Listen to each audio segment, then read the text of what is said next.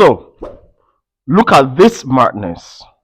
Anyway, this is not a topic for today. Like I said, I forgive most of it. It's not his fault. It's not his fault.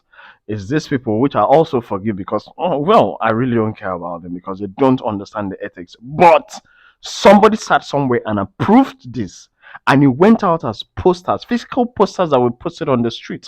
This is wrong. Anyway, this is not my topic for today. Let's go. For people who are media aides and political candidates who really care about galvanizing votes for themselves through the public, you have to develop a personal origin story. A personal origin story is you creating a compelling narrative for yourself as the principal, which is the candidate, or the media aide creating a narrative for your candidate. Now, I'm giving you this for free. Number one example, you can start with humble beginnings. Good luck, Jonathan. Remember? Good. When I grew up, I had no shoes. That's a compelling narrative. When he gave that speech, that was all won him an election. People saw the need to sympathize with him. Our parents used to say, we trekked 30 kilometers to school, we swam in water with crocodiles, and we came back. And then you saw your father as a hero. Those are what compelling stories. Now, when you're telling a compelling stories, you can use pictures, speeches, mini documentary, or just reels and carousels of images and all of that. You make it, you can do a voiceover over a couple of pictures, collated and curated. You can do a full scale documentary, but you have to create a narrative, a compelling narrative for your candidate. Let's move on. You have to have grassroots activism. Sorry. Now, when you talk about grassroots activism, we know there are politicians that have a cult like following. A lot of people are wearing red and white cap in Kanu because of the Kwankwasia movement. He controls a bunch of Kanu citizens who are more loyal to Kwankwaso than they are to the government. If Kwankwaso calls for 900,000 people, they are willing to march without food. That is grassroots activism.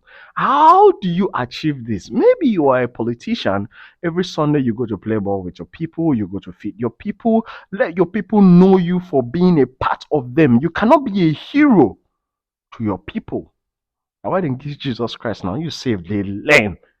So media aids, you have to structure a way of, okay, my principal, we might be doing this every 2 weeks. We might be doing that so your person now becomes a part of the people. These things are curated, they are created. He goes there to sit down, choose a family to be having Sunday lunch or dinner with. It makes sense. You capture that, you curate it as a reel, as a story, as a documentary, and bam, you have sympathy. The third thing is entrepreneurial success. Entrepreneurial success in the sense that, for example, Alex Soti, I was a chairman of a bank. Peter Obi, I was a chairman of a bank.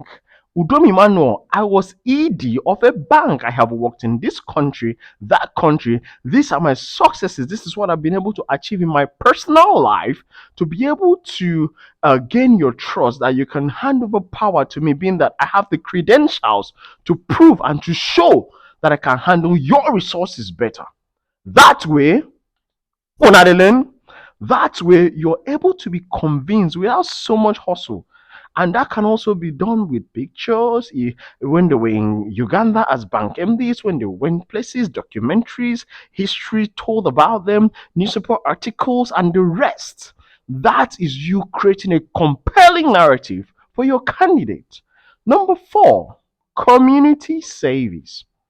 Community service can be seen as, philanthropy. Remember, Rocha Sokorocha, Ifanyoba FC, Iwayawo National. These are people who had used sports and philanthropy as the machine to engineer and strategize for votes. Those things were not just done, they were properly curated to get you in on the game. But no, you media aides will not learn and tell your politicians the truth because I have to flog somebody. I'm tired, getting angry. So with community service, you can gain a lot of crowd, a lot of voters, a lot of people in on your game. Because, for example, a very dark man wants to contest an election today. He's from Edo. And so, I want to go for Federal House of Reps member. Anybody in his constituency will be rattled because he has a community. He has people behind him. He has people who will be willing to vote with their 2 naira. Why? Because of the narrative he has already created on social media to be able to push. So if he says, oh, all the Rattels gather, they will gather. They don't need to have a message. They will see him as a messiah. So you media aides have to make sure that you create a compelling narrative for your principal. Right? Good.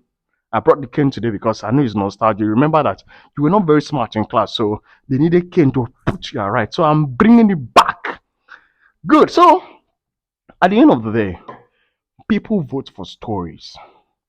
They don't vote for glamour. They don't vote for magic.